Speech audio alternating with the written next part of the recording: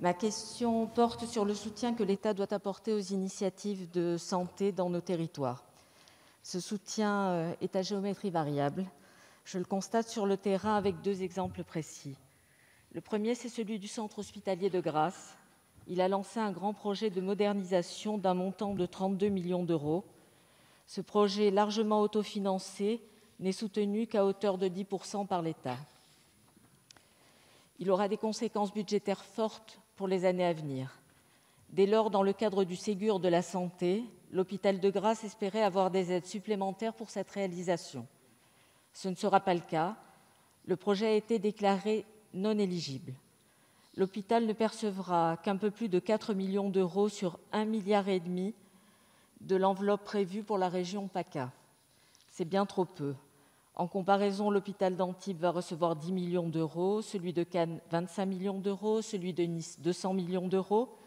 Alors c'est une excellente nouvelle pour ces établissements et j'en suis heureuse, mais cela montre aussi que l'effort pourrait être bien plus important pour l'hôpital de Grasse.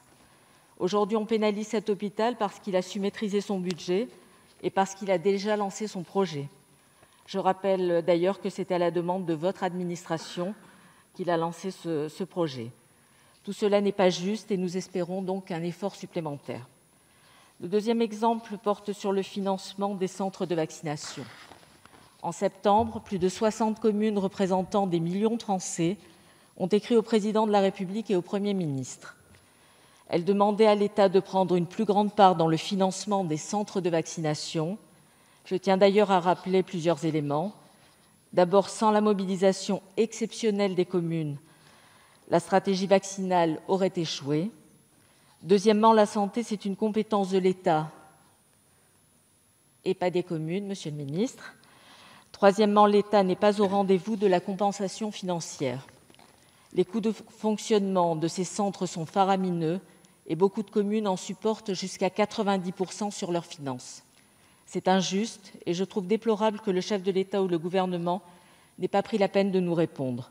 Les communes ont été irréprochables sur le terrain, elles méritent d'être respectées. Alors, monsieur le ministre, ma question est double.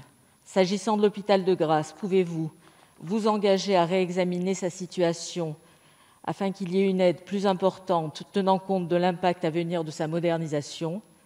Et s'agissant des centres de vaccination locaux, allez-vous enfin prendre toute votre part sur ce financement et allez-vous répondre aux attentes légitimes des communes? Merci.